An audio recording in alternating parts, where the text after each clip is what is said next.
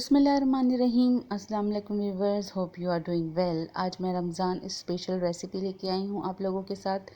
मलाई चिकन कढ़ाई है। अफ्तार पार्टी के लिए बहुत ही ज़बरदस्त और यूनिक मज़ेदार सी रेसिपी है। इसको आप ज़रूर ट्राई कीजिएगा। मैं बना रही हूँ चिकन मलाई कढ़ाई। इसके लिए मैंने ली है कढ़ाई और उसमें मैं डाल रही हूँ 1 कप। ये आप देख सकते हैं कि ये मेजरिंग कप है जिससे मैं ऑयल नापती हूँ अपना। और अब मैं इसमें डाल रही हूँ प्याज, जो कि बहुत ज़्यादा फाइन जो है चॉप हुई भी है।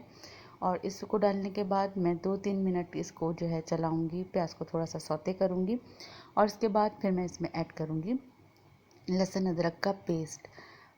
लहसुन अदरक का पेस्ट डालने के बाद एक बड़ी ज़बरदस्त सी स्मेल आती है। और फिर उसके बाद मैं इसमें चिकन ऐड करूँगी। इसको भी मैं भूनूँगी 2 से 3 मिनट के लिए, ताकि इसमें जो है अच्छी तरीके से इसकी स्मेल जो है वो रिमूव हो जाए। और उसके बाद मैं अब इसमें ऐड कर दूँगी चिकन।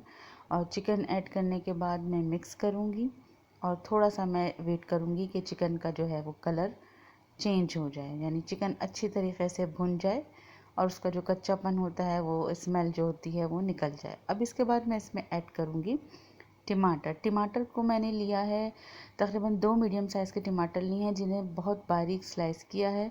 तो अब इसके बाद मैं इसमें तमाम स्पाइसेस ऐड कर रही हूँ, जिसमें नमक है, साबुत ज़ीरा है, हल्दी है, पिसा हुआ धनिया है, क्रश चिली है। इसके अलावा इसके अंदर मैं डालूँगी पिसी हुई लाल मिर्च भी डालूँगी मैं इसके अंदर।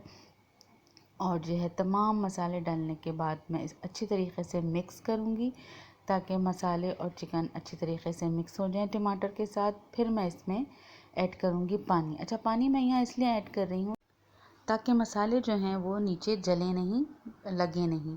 और अब पानी ऐड कर दिया तो उसके बाद मसाले अच्छी तरीके से भुन जाएंगे, टमाटर भी सॉफ्ट हो जाएंगे, थोड़ा अपना पानी रिलीज़ करेंगे। अब मैं इसको कवर कर दूँगी 20 मिनट के लिए, जब तक चिकन जो है वो तकरीबन रेडी हो जाएगी। अब यहाँ पे मैंने ली है बड़ी हरी मिर्च, जो थोड़ी मोटी होती है, बड़ी साइज़ की होती है।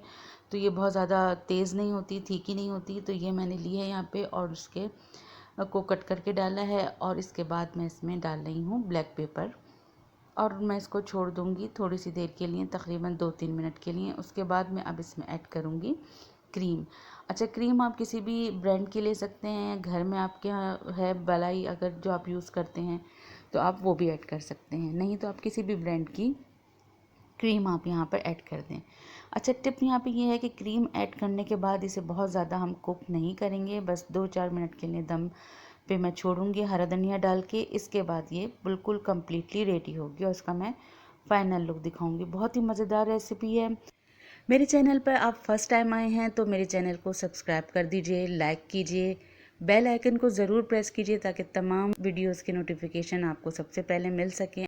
आपको इसको सर्व कैसे करना है, ऊपर से हम इस पर क्रीम थोड़ी सी डालेंगे ताकि ज़बरदस्त सा क्रीमी सा इसमें लुक आए। और इस रेसिपी को ट्राई कीजिए, मुझे दुआओं में याद रखिए। अल्लाह हाफ़िज़, जज़ाकल्लाह।